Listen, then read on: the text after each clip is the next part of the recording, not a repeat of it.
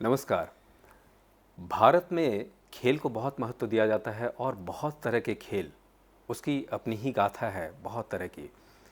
और उसी खेल में एक पौराणिक खेल जिसको हम कह सकते हैं, चूँकि उसका इतिहास बहुत पहले से मिलता है हम लोगों को, हालांकि वो आज के दिन में नए तरीके से समाज के सामने लाया जा रहा है।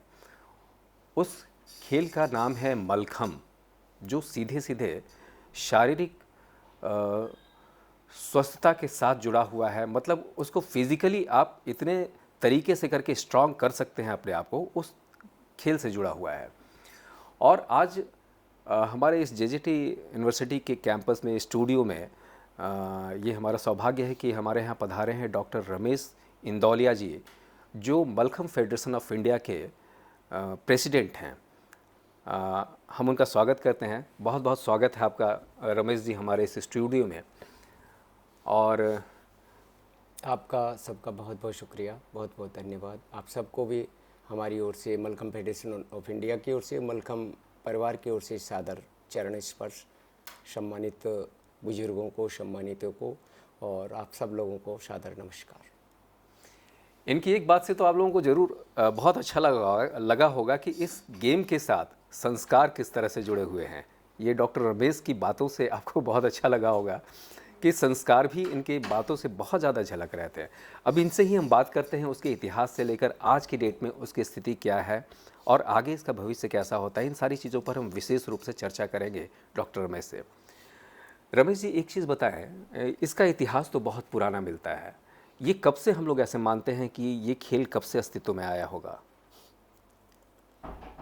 रियली क्या है कि मलखम बहुत प्राचीन, पुराना भारतीय मिट्टी का खेल, भारत की आत्मा, और बहुत ही पौराणिक टाइम से ले लीजिए, राजा महाराजाओं के टाइम से ले लीजिए, बहुत पुराने टाइमों से जितना भी व्यायामशाला और उनसे रिलेटेड जितनी भी व्यायामशालाएँ और वो होती थी, और हेल्थ से रिलेटेड जितना भी था, वो ये खेल हमारा बहुत प्राचीन है। बहुत ही इसका इतिहास जितना भी आप जाएंगे उतना बहुत पुराना है, जिसके बारे में अभी बहुत सारी हमारी फेडरेशन की ओर से हम लोग भी उसकी पूरी तहकीकात में हैं। पूरा उसका एक रिसर्च चल रहे हैं हमारा। अभी हमारे एक डॉक्यूमेंट्री फिल्म भी हम पर इस पर डेवलप कर रहे हैं। तो बहुत सारे हैं। तो ओरिजिनल वे में ये बहुत बहुत पुराना है, लेकिन भारतीय खेल ये ट्रेडिशनल गेम था। और अब नॉन ओलंपिक गेम होने के कारण अब वर्तमान समय में हमारे माननीय देश के यशस्वी प्रधानमंत्री मोदी साहब ने इन प्राचीन भारतीय खेल, चाहे वो मलखम हो, योगा हो, गटका हो, थंगशा हो, गुल्ली डंडा हो, जितने भी प्राचीन भारतीय खेल हैं, और हमारे पूर्व खेल मंत्री किरण रिजिजू साहब और अनुराग ठाकुर साहब, उन्होंने इस खेल के माध्यम से पिछले जो इस साल हमारा जो ओलंपिक टैली इम्प्रूवमेंट हुआ है, उसमें विचार सोचा कि हम लोग how to get to medal in Olympic, कि हम किस तरह से हमारी ओलंपिक टैली को इम्प्रूवमेंट कर सकते हैं। तो काफ़ी डिस्कशन, रिसर्च और बहुत सारे उनके आधार पर उन लोगों ने और जितने भी इससे रिलेटेड हैं, बहुत सारे लोगों से विचार करते करते ये कि जितनी भी हमारे प्राचीन खेल हैं, उनके बिना हम लोग, अगर हम उनको तवज्जो दें, उनको खेलों को शामिल भी इसके साथ करें, तो हम हमारी ओलंपिक टैली को इम्प्रूवमेंट कर सकते हैं। तो अभी जो ओलंपिक टैली का जो विज़न चल रहा है हमारा 2028 तक का, उस विज़न में इस ट्रेडिशनल गेम को शामिल किया गया। मतलब इसको बहुत इंपॉर्टेंस दिया जा रहा है आज के डेट में जी। तो क्या यूथ विंग में आज के डेट में अगर देखें तो लोगों का रुझान बहुत ज़्यादा क्रिकेट की तरफ होता है, उसके बाद ही कोई दूसरा गेम नज़र आता है। उसमें भी यूथ विंग को आज के डेट में बहुत ज़्यादा जकड़ चुका है मोबाइल गेम।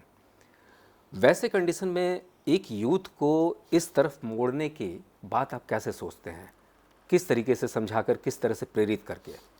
हम लोग सबसे पहले तो इस गेम के बारे में, कि जो हमारा गेम प्राचीन भारतीय खेल था मलखम, जो इस खेल को खेल अन्य खेलों के ओलंपिक गेम में था। आज कबड्डी का प्लेयर है, वॉलीबॉल का प्लेयर है, वो ओलंपिक में, और उसको बहुत सारे बेनिफिट्स थे। लेकिन हमारे इन खेलों के एनएसएफ की जो नेशनल स्पोर्ट्स फेडरेशन की जो लिस्ट थी, उसमें शामिल नहीं किया गया। सबसे पहले इस खेल के को जोड़ने का काम भारत सरकार ने किया है कि सबसे पहले तो इस खेल को जो नेशनल स्पोर्ट्स फेडरेशन, भारत सरकार युवा खेल मंत्रालय की जो खेलों की सूची है, उसमें सेम दर्जा, सेम तवज्जो, सेम रिकॉग्निशन, सेम फैसिलिटी जो ओलंपिक गेम के बैडमिंटन खिलाड़ी को है, वो सेम फैसिलिटीज़, सेम स्कॉलरशिप, चाहे वो सेंट्रल गवर्नमेंट में एम्प्लॉयजर का परसेंट का सीधी नौकरी का है, वो सब ये भारत सरकार ने ही इस खेल को आगे बढ़ाने का जो बीड़ा उठाया है। और ये भारत सरकार के खेल मंत्रालय ने, रिजिजू जी साहब और हमारे अनुराग ठाकुर साहब और नरेंद्र मोदी जी, जो मन की बात में आपने सुना, तो ये इसको सबसे ज़्यादा बढ़ावा देने का और आम लोगों में कि मलखम्ब भी एक खेल है। हमको अब कहने की ज़रूरत नहीं पड़ती कि हमारा मान्यता प्राप्त है, एनएसएफ में है, या हमारे बच्चों को मलखम्ब में खेलो इंडिया में शामिल किया गया। जबकि आप देखते हैं कि इंडिया में कितने सारे खेल प्रचलित हैं। आज 20 खेलो इंडिया यूनिवर्सिटी गेम में 20 गेम्स जो जैन यूनिवर्सिटी बेंगलोर में 23 अप्रैल से होने जा रहे हैं, उसमें मलखम्ब को शामिल किया गया। खेलो इंडिया भारत का सबसे बड़ा जो टैलेंटेड हैं, प्रतिभावान खिलाड़ियों को तराश कर एक बहुत बड़ा एक पैरामीटर टूर्नामेंट है और भारत सरकार का सबसे बड़ा इवेंट है, ये टूर्नामेंट है खेलो इंडिया। और उसके माध्यम से जो तराशते हैं, तो खेलो इंडिया में आ गया तो ऑटोमेटिक आ गया। इसके अलावा हमें अब समझाने की ज़रूरत नहीं पड़ती गार्जियनों को और उनको। तो दूसरा ये हमारा जो मलखम्ब, अभी आज तक कभी भी हमारे खिलाड़ी को द्रोणाचार्य अवार्ड नहीं मिलता था, अर्जुन अवार्ड नहीं मिलता था। अब मेरे टाइम में मैं अपने आप को इतना पता नहीं भगवान ने कि मैंने इस साल मेरी बेटी को, हिमानी परब को, मेरे हाथों से ही उसका फॉर्म भेजा, उसको इस साल अर्जुन अवार्ड मिला। उससे पहले योगेश मालवीय को मिला। तो मैंने 2 बार ही मेरे लाइफ में 2 अवार्डों के लिए अप्लाई किया और दोनों को मलखम्ब में अर्जुन और द्रोणाचार्य अवार्ड मिला। मलखम्ब में। तो मतलब आज की युवा पीढ़ी मलखम्ब में भी अपने भविष्य को बहुत अच्छी तरह से तराश सकते हैं इसको, इस खेल की मार्फत। चूँकि भारत सरकार भी इसको बहुत तवज्जो दे रही है, तो अपने फ्यूचर को ध्यान में रख के उनको जोड़ने की बात चल रही है। आप कितना सक्सेस महसूस कर रहे हैं कि आज की डेट में कितने लोग इस चीज़ को समझ पाए हैं? मैं आज के टाइम में, आज से हमने 3 साल पहले जब 100 सेंटर्स खोले थे, डीजी साहब हमारे संदीप प्रधान जी आज भी हैं, वही डीजी साहब थे, हमारे अंजन मिश्रा जी जो ईडी फाइनेंस थे और सेक्रेटरी साहब थे, और अपने किरण रिजिजू जी थे। तो इस खेल को जब स्टार्ट किया था, बताइए आप कितना सेंटर चाहते हैं? तो वो हमने कहा सर 100 सेंटर। बोले 100 सेंटर कहाँ खोलोगे? तो हम लोगों ने थोड़ा थोड़ा करके किया था। तब हमने उन लोगों को ही चुना था जो ऑलरेडी जो काम कर रहे थे, वॉलेंटरी रूप से, स्वेच्छा से अपना काम कर रहे थे। आज इतना एनवायरनमेंट चेंज हुआ है, इतनी फैसिलिटी और ये गवर्नमेंट और ये सब कुछ के कारण से, और विशेष रूप से जो ये कोविड आया, कोविड ने तो इस मलखम्ब को जड़ी बूटी या जो रामबाण बताया है। जो मलखम्ब करता है ना, उसको तो कोविड तो क्या कोई बीमारी नहीं आ सकती। मेडिकल का, मैं तो ये कह रहा हूँ, मेडिकल का जितना भी हमारा बजट है, अगर हमारे इस खेलों को और मलखम्ब को और ये फिट इंडिया को, तो आपका 50 का 70% आपका बजट जो है हमारा मलखम्ब खेलों में जो बजट, मेडिकल के बजट को बचा देगा। ये मैं आपसे वायदा करता हूँ। आने वाले दिनों में, कुछ साल में, इस गेम को, मलखम्ब को आप कैसे देख रहे हैं कि किस तरीके से ये फ़ायदेमंद सबके लिए होगा, समाज के लिए, एक सोसाइटी जो है वो सारा कुछ, यूथ विंग के लिए आने वाले कुछ वर्षों में कैसे इसको देखते हैं? हम लोग जब देखते हैं, आज हमारे देश में नहीं, 45 कंट्रीज में ये विदेशों तक पहुंच गया है। और विदेशों में पहुंचने का हमारा भारत सरकार जो है, उन लोगों को जो मलखम्ब को हम लोगों से जुड़ रहे हैं और इसको पॉपुलरिटी को जो देख करके इलेक्ट्रॉनिक मीडिया के माध्यम से, दूरदर्शन से, ये यूट्यूब से, इंस्टाग्राम, जो भी हैं, उन साधनों के द्वारा जब देख रहे हैं, तो हमारे भारत सरकार को रिक्वेस्ट कर रहे हैं कि हमारे यहाँ कोच भेजिए, सामान भेजिए।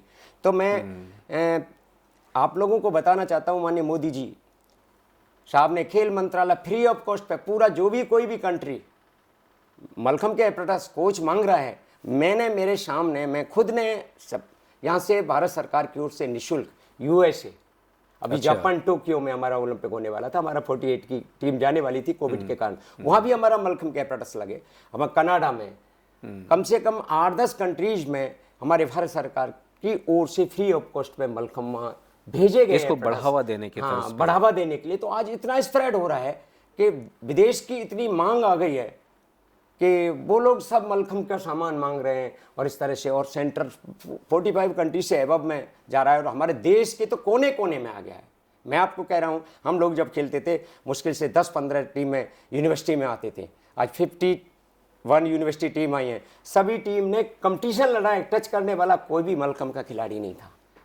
नहीं, तो आपके बारे में भी जैसे जानकारी मिली है कि पिछले 55 साल से इस खेल से आप जुड़े हुए हैं, तो उस लिहाजन जो आपका सफ़र रहा है इस गेम के साथ साथ, उस पे जेजेटी यूनिवर्सिटी के स्टूडेंट को आप अपने एंड से क्या मैसेज देना चाहते हैं? मेरे लिए पूरा हिंदुस्तान जिस जिम्मेदारी पर हूँ जी वो पूरा भारतवर्ष का हर खिलाड़ी मेरा है। जी। कहीं का भी मेडल आता है वो मेरे पास आता है। आपको मैं बताऊं कि मेरे 333 बच्चों को मेरे 10,000 रुपये महीने, आप लगा सकते हैं कि कितना पैसा मंथली आ रहा है, 10,000 रुपये महीने। अच्छा। और वो महाराष्ट्र, MP, तमिलनाडु, गुजरात और साउथ, लेकिन वो मेरे पास आ रहा है। मेरे राजस्थान में आज तक 1 रुपया भी नहीं आया है। क्यों? हम लोग उसके कैपेबल नहीं थे। लेकिन हम आपको बता रहा हूँ तो कि ये पैसा आ रहा है बच्चों के पास, भारत सरकार सीधा उनके खाते में आ रहा है। 333 बच्चों को 3 साल में, हर साल 105 बच्चों को तो ये देती है। किस भारत चीज़ के लिए सरकार दिया युवा जा रहा खेल है? में खेलो इंडिया स्कीम के तहत 10,000 रुपये, अच्छा, 1,20,000 रुपये पर जो मेडलिस्ट हैं। तो हमारे 1 साल में पूरा एनुअल ईयर में सब जूनियर सीनियर में 105 बच्चे हमारे मेडलिस्ट होते हैं। अगर डबल होता है तो उसको नहीं मिल पाता, लेकिन 105 बच्चों को, तो 333 बच्चों को 3 साल में ये 10,000 रुपये महीने हर मंथली उनके इस कोविड में जिन बच्चों के हमारे खिलाड़ी, जो मेरा परिवार है, खेल परिवार है, वो रिक्शे वाले का है, टांगे वाले का है, जो मेहनत कश मजदूर है ना, मैक्सिमम बेटे जो मेरे हमारे हैं जो खिलाड़ी वो हैं। तो कभी आपके मन में आया, कि एक उस तरह के संपन्न वर्ग के बच्चों को भी इसके महत्व को बताते हुए इससे जोड़ने की कोशिश की जाए? नहीं, हम लोगों ने कोर्स किया है, स्टार्ट कर रहे हैं। संपन्न जो लोग हैं ना, जब हमारे इस मलखम्ब को देख रहे हैं, वो फिट वहाँ जाते हैं, जिमों में जाते हैं, और वो वहाँ जाते हैं, 10,000 रुपये मंथली उनका टाइम टेबल। जब वो हमारा बच्चा है, आप ये फिट के लिए हिसाब से हमारा हेल्थी है, ज़्यादा है, तो हमारे पास, हाँ हमारे पास भेजिए मलखम्ब है, क्या फीस होगी, फ्री में, बस आपका टाइम लेंगे। ये हमको रुझान पैसा दिखने नहीं लगा, है, ये हमें रुझान पैसा नहीं चाहिए, जिम में नहीं जाने देंगे हम आप हमारे मलखम्ब मैदान में भेजिए, हम आपके बच्चे को, फिट तो क्या, आपके बच्चे से कोई बेटी से हाथ नहीं लगाएगा। अगर मेरी बेटी ने किसी का हाथ पकड़ लिया ना, तो चोर बदमाश तो छूट ही नहीं सकता। इतना पावरफुल और स्ट्रेंथ और इतना कॉन्फिडेंस होता है कि जब आपकी बेटियां हैं, बेटे हैं, इस संस्था का जो इनो और ये लोग जेजीटी यूनिवर्सिटी और ये फील्ड जो गंगानगर अपने आप में ही फिट है। जब इनको ये गेम हाथ में और मिल जाएगा तो किसी मिसाइल की और इसी की जरूरत नहीं, इनकी तो शक्ल को देख के भाग जाएगा वो। जो ये बहुत बड़ी, ये जैसे योद्धाओं की है, सैनिकों का क्षेत्र है जी। ये मलखम्ब अगर आपने एडेप्ट किया तो पूरा यूनिवर्सिटी का हर बच्चा, आप लोगों का शौक है ना, 100% आपकी यूनिवर्सिटी के बच्चे सब आर्मी में इसी मलखम्ब के थ्रू जाएंगे, प्रायोरिटी में आप आएंगे, कोई नहीं रोक सकता उनको, को फिट है। तो मेरे हिसाब से तो मैं समझता हूँ कि यहाँ के क्षेत्र का जो सपना है, जो डिफेंस एकेडमियाँ चल रही हैं, आप लोग उन डिफेंस एकेडमी को ताले लगा सकते हैं।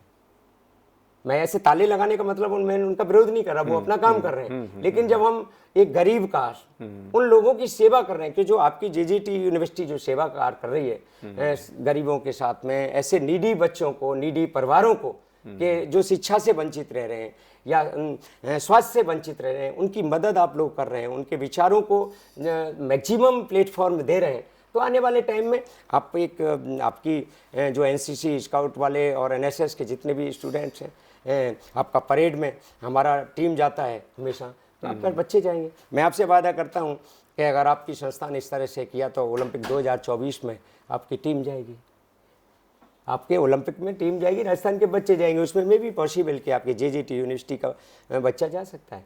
2 साल 3 साल में आप लगातार रेगुलर प्रैक्टिस करेंगे अच्छे, क्यों यहाँ है जी, यहाँ महाराष्ट्र वाला बच्चे जो मेडलिस्ट हैं उनके माँ बाप नहीं छोड़ते, टाइम नहीं देते, नहीं पहले पढ़ाई करो। हमारे माँ बाप ये कहते हैं ठीक है पढ़ने लिखने में कमजोर है, कोई बात नहीं, तू ग्राउंड पर जा, खेल पर जा, तो वो ऑटोमेटिक इतना डिफेंस कर देते हैं मार्किंग में। और इस कोविड जैसे टाइम में तो उन्होंने निकलने नहीं दिया, और उनके यहाँ इतनी सारी प्रॉब्लम्स हो जाती हैं, और ये सब चीज़ हमारे यहाँ उसका बेनिफिट बोनस में है। तो इस गेम में आने वाले टाइम में मैं ये नहीं कह रहा कि वहाँ से नहीं निकलेंगे, लेकिन आने वाले टाइम में और आज वर्तमान में अभी आप देखिए मैं आपकी यूनिवर्सिटी में बैठा हूँ, खुशालदास यूनिवर्सिटी में, राजस्थान की ब्रज यूनिवर्सिटी भरतपुर आपके पिरामिड में चैंपियन बना है, गोल्ड लिया है। तो ये सब लोग, अभी नेशनल हमारा सीनियर जूनियर यहाँ उज्जैन में हुआ, वहाँ भी राजस्थान की टीम ने 67 मेडल लिए थे। तीनों एज ग्रुप में गोल्ड लिया था, एक एज ग्रुप अंडर 12 गया था। कारण कोविड की वजह से बॉम्बे के और इधर के बच्चे, उनके माँ बाप भेजते नहीं हैं, और हमारे बच्चों ने उसका फायदा उठाया, और फायदा उठाया तो वो लीगली जो है सर्टिफिकेट्स का, गवर्नमेंट की फैसिलिटीज का, जो हमारे बच्चों को स्कॉलरशिप अब तक नहीं आ रहा था ना 330 में, अब हमारे शामिल हो जाएंगे, हो गए शामिल, उनको भी मिलने लग गया है। तो ये बहुत बड़ा, हर क्षेत्र में बहुत बड़ा बेनिफिट है। और कुछ भी नहीं है ना तो एक फिट तो है ना, स्वस्थ तो है। स्वस्थ व्यक्ति होगा तो मजदूरी मेहनत करके कहीं भी अपनी जिंदगी को और अपने बच्चों को पाल सकता है। और कहते हैं ना कि जिसके पास स्वास्थ्य है वो बेताज बादशाह है, अमीरपति है, अरबपति है। तो आप अरबपति बनाएंगे इस खेल के माध्यम से। बहुत बहुत धन्यवाद आपका रमेश जी, इतनी अच्छी जानकारी देने के लिए। जो खेल इतने पौराणिक होकर बीच में कहीं विलुप्त से हो गए थे, उसको फिर से एक बार धरा पर लाने के लिए, लोगों को समझाने के लिए, उसके ज्ञान देने के लिए, और इस तरह से उसको फ्लोरिश करने के लिए, इतनी जानकारी देने के लिए बहुत बहुत धन्यवाद आपका। और मुझे आपको बताते हुए हर्ष है कि आप देखिए कितने सारे गेम हैं जी जी इंडिया में जी। इस साल का बेस्ट स्पोर्ट्समैन अवार्ड आपके मलखम को मिला है इंडिया टेलीविजन पे भारत सरकार से। तो ये अपने आप में बहुत बड़ी बात है। इसका कोचिंग सेंटर भी कहीं चलता है क्या इस तरीके से, उसकी कुछ देखिए है क्या? कोचिंग सेंटर्स भारत सरकार ने देश की पहली मलखम अकेडमी, भारत देश की, जहाँ हमारे यहाँ 5 कोच हैं, वो मेरे मलखम के भरतपुर में है। अच्छा। वो चल रही पहली देश की मलखम अकेडमी भारत सरकार की जी, जहाँ सामान है, सब कुछ है। हमने 100 सेंटर खोले हैं, भारत सरकार ने 100 सेंटर खोले हैं, फ्री ऑफ कॉस्ट पर उनको हमने सामान दिया है, जितना भी मटेरियल है, मैट्स है, ऑल ओवर इंडिया में वो सामान दिया है। सामान हम उसको दे रहे हैं। मैंने आपको बताया था ना, आज हजारों मांगने वाले आ रहे हैं कि हम मलखम को चलाएंगे, लेकिन हमने पहले जो आइडेंटिफाई किया था ना कि कहाँ कहाँ मलखम चल रहा है, जो सेल्फ अपने वॉलेंट्री सेवा दे रहे हैं, अपनी मर्जी से उसको चला रहे हैं, उनको दिया था जी। अब बहुत सारे मांगते हैं, सेंटर मांगते हैं, तो हम लोग उनसे यही कहते हैं ठीक है, नो डाउट हम आपको सेंटर देंगे। एकेडमी में नहीं दे सकता, लेकिन सेंटर में अलॉटमेंट करूंगा। एक खेलो इंडिया भारत सरकार का है, खेलो इंडिया मलखम व्यायामशाला एंड फिटनेस सेंटर, जिसमें हम 9.5 लाख का सामान देते हैं। अच्छा। भारत सरकार देती है, सीधा आपके यहाँ आएगा। जी। पहले 3.5 लाख का सामान दिया जाएगा, बाद में 6 लाख का दिया जाएगा, बशर्ते कि वो 3-3.5 लाख का आपने 2-3 महीने चला दिया, ट्रस्ट डेवलप्ड कर दिया। जैसे आपकी संस्था तो चल ही रही है, वो तो चलाएगी, उसमें कोई नहीं है। आपने चलाया तो हम आपको सामान डिलीवरी भारत सरकार देगी। भारत सरकार, मैं रिकमेंड करूंगा और वो सामान आपके यहाँ आएगा। अगर हमने आपका सामान दिया और वो सामान हमने आपकी संस्था में दिया, आपने ले लिया मलखम का, कहीं से भी जानकारी से या किसी से या वास्तविकता से सामान ले लिया, लेकिन उस सामान का बच्चों का जो सदुपयोग है मलखम के लिए नहीं किया और मिसयूज कर दिया या कबाड़े करके कोट उस रूम में जाके रख दिया, तो वो वापस आपका सेंटर दिया वो सामान वो वापस किसी दूसरी जगह भी ट्रांसफरेबल है। ये सामान मिलना कोई बड़ी बात नहीं है, लेकिन आप खुद करके दिखाओ, खुद करके चलो आगे। मोदी जी बहुत आगे जा रहे हैं, वो खुद मतलब आगे इसके ले जा प्रचार रहे हैं। प्रसार को बहुत सिस्टमेटिक तरीके से और किया जा रहा है। सपोर्ट कर रहे हैं, फाइनेंशियली भी सपोर्ट कर रहे हैं और अप्रेंटिस भी देंगे, लेकिन पहले खुद अपने आप को इस लायक बनाओ कि मैं इसमें, आपका इंटरेस्ट है, मलखम से लगाव है। जी जी। जब बच्चा मलखम का खेलने वाला ही नहीं है तो उसको सामान देने से क्या है, पहले इन्वायरमेंट डेवलप करो। हम फ्री ऑफ कॉस्ट पे कोचिंग के लिए कोच भी भेजूंगा मैं, हम लोग भारत में, पूरे भारत में भेज रहे हैं, जहाँ भी जो मांगता है जी। तो ये सब भारत सरकार की योजना है। आप उसको, भारत सरकार की, मोदी साहब की पीएमओ की स्कीम है, फिट इंडिया, खेलो इंडिया और एक भारत श्रेष्ठ भारत। मैं भारत सरकार युवा खेल मंत्रालय की जो एडवाइजरी कमेटी है, उसका एडवाइजरी कमेटी मेंबर भी हूँ। अच्छा, वो सिर्फ इसलिए हूँ कि मैं राजस्थान का हूँ या रमेश इंदौलिया या मैं भरतपुर का हूँ, ऐसा नहीं है। वो सिर्फ इस ट्रेडिशनल गेम मलखम के कारण से मुझको उसमें शामिल किया है और उन्होंने अपने पैमाने में हम लोगों को, जैसा हम लोगों ने काम कर रहे हैं, उस भारत सरकार खेल मंत्रालय की सूची में नामित करना, ये अपने आप में मलखम के लिए बहुत गर्व की बात है, उसके कैरेक्टर के लिए बहुत गर्व। बिल्कुल बिल्कुल। बहुत बहुत धन्यवाद आपका, बहुत अच्छी जानकारी देने के लिए, और आप यहाँ आए जेजेटी यूनिवर्सिटी के स्टूडियो में, प्रांगण में, बहुत बहुत धन्यवाद आपका। आपका सबका बहुत बहुत, और आप लोगों ने जो वीसी साहब ने और गुरु माँ ने जो आदर सम्मान इस संस्था में हमें दिया, मेरे साथियों को भी दिया, मेरे जो साथ आए हैं महेंद्र जी और प्रेमी जी, मैं पहली बार आया हूँ इस संस्था में, मैं हमेशा आता रहूँ, ये मैं मान के चलता हूँ। ये संस्था आज से मैंने स्वीकार कर ली है हृदय के अंतःस्थल से, मैं इस परिवार का मेंबर हूँ। जहाँ भी चाहे आप सेंटर चलें या आपका ऑल इंडिया हो ना हो, लेकिन मैं भी पॉसिबल जहाँ भी मेरे से होगा तो मैं आपके टच में रहूँगा और हमेशा आप लोगों के साथ में रहूँगा। और ये राजस्थान की संस्था अच्छी संस्थाओं में, तो मैं राजस्थान का रहने वाला हूँ, तो मेरे से जो कुछ भी मेरी जब ये पावन धरा के रहने वाले हमारे यहाँ के सेठ लोग जो बाहर रह के अपने क्षेत्र के लिए इतना कर रहे हैं, तो मैं भी मेरे क्षेत्र के लिए अगर मुझसे कुछ बन पड़ेगा तो शरीर से, पैसे तो नहीं कर पाया, पैसे के लायक मैं नहीं हूँ, लेकिन हाथ पाँव की मेहनत से और मन से मैं ज़रूर इस संस्था के लिए हर संभव हर तरह से करने के लिए तत्पर रहूँगा। बहुत बहुत धन्यवाद नमस्कार। आपका, बहुत बहुत धन्यवाद, धन्यवाद।